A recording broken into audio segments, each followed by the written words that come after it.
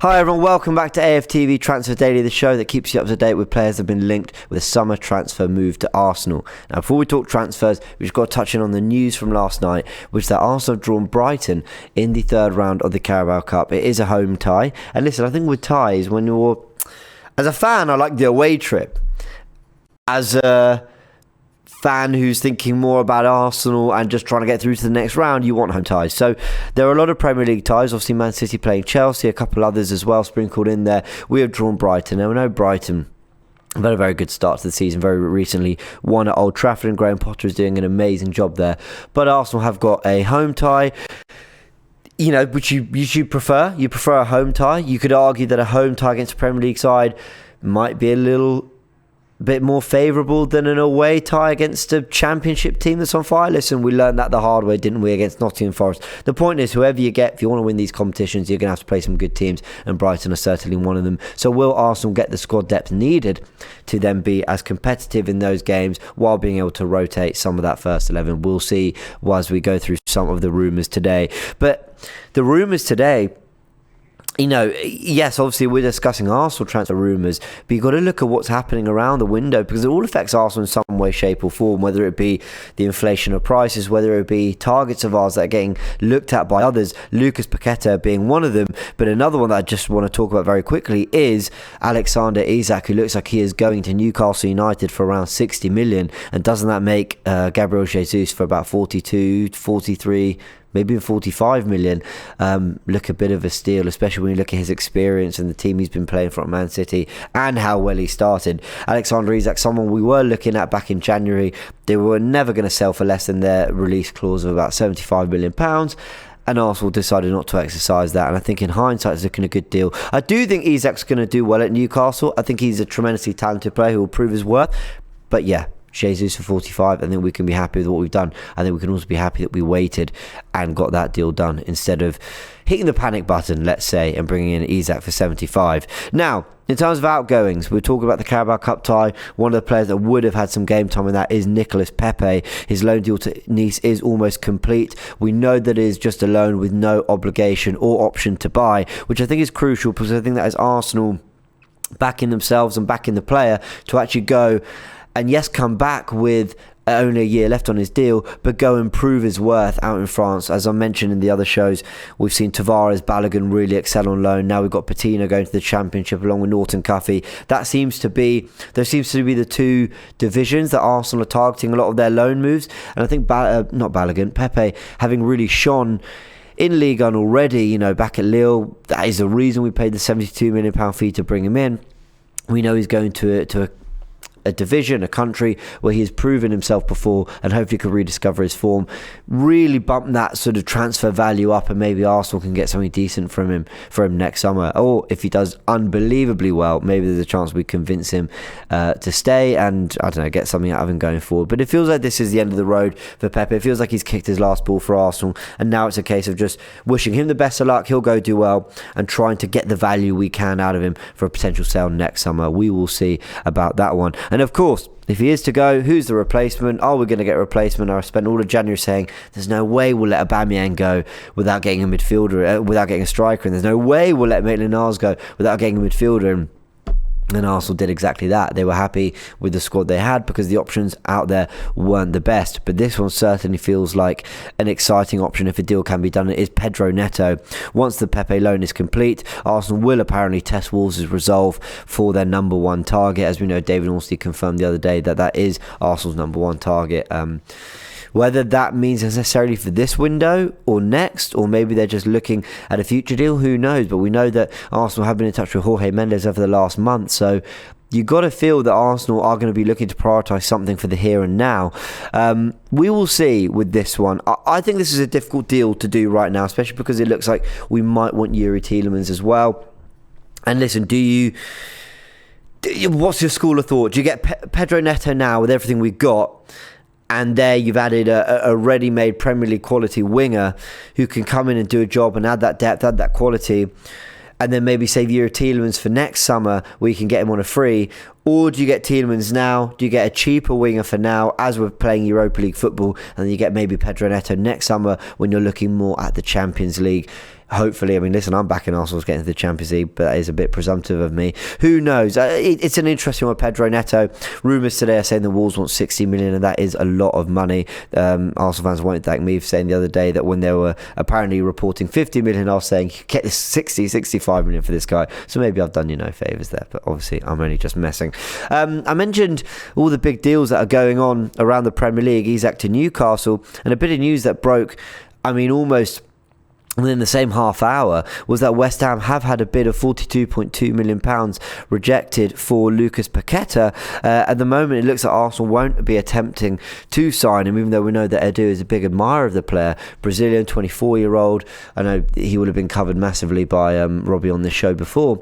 This is a guy who is interesting. He's very interesting because at first glance, flary, left-footed, creative type. Okay, well, Martin Odegaard, Fabio Vieira, what are we getting this guy for? But he stands at 6 foot, slightly taller than the other options. His defensive numbers are very impressive for a player who is predominantly an attacking player.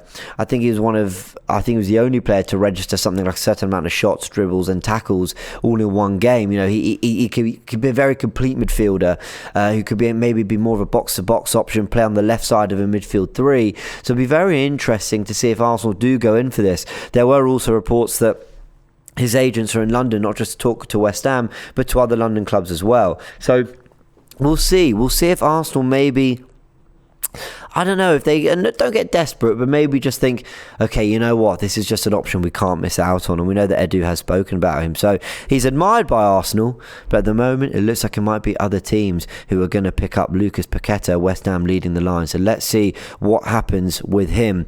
In terms of outgoings, I mentioned Ainsley Maitland-Niles got his loan move back in January, and it could be another loan move already come the summer. Sorry, not already. I mean, listen, this is a guy who I've actually liked Maitland-Niles in an Arsenal shirt. I've liked him enough that if we were to keep him for the squad, I wouldn't have a problem. He's not one that I'm thinking, just move him on. You know, it's gone stale for him, for Arsenal, for everyone. Yes, it might have, but I don't feel that sense of we got to get this guy out.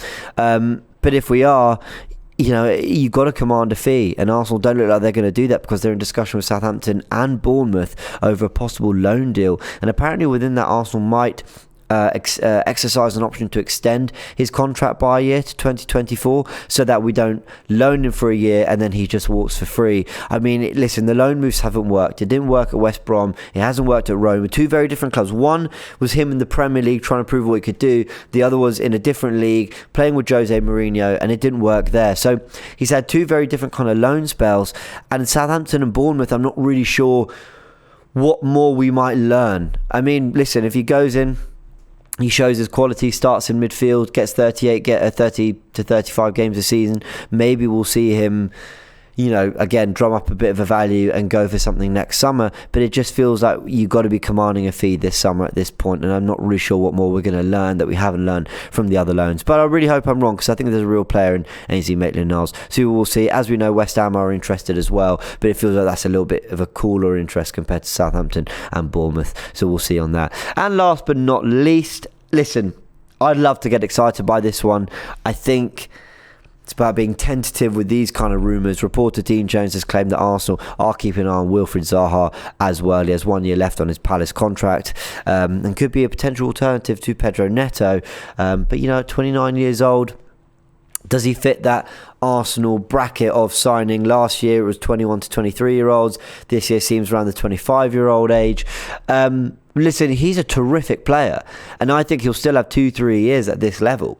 So I would happily just forget, you know, the profile that we've been going for, which, by the way, I think it's good that Arsenal had a profile of player that they've wanted to target and build a squad that can grow together, and I love all that.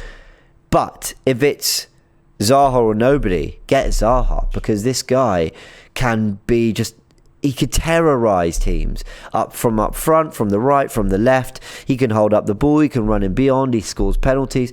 I think he's a really fantastic player, and he's got that kind of He's just horrible to play against. Whether it be because he's in your face, he makes it difficult, he doesn't want to give you an inch. Whether it's because he's talking to referees, he wants those decisions to go his way. He's constantly getting in your mind, in the opposition's mind. But he's also so, and more importantly than anything, he's so good on the ball that he can go outside, he can go inside, he'll win his headers. I really like this player. I really, really like Wilfried Zaha, and he can cause you problems in all sorts of ways on a football pitch. So if Arsenal could get this one done, that would be amazing. But it does feel like he's not a priority, and in fact it would probably take Palace to really drop their valuation and Arsenal to have no one else to look at for them to go, yeah, let's do this one, which I don't think's right, but that's just the impression I'm getting. So we'll see. Let me know in the comment section, would you still be going for Zaha as well, or where does he rank along with Pedro Neto and other targets we've been linked to, Yeremy Pino, for example? You let us know.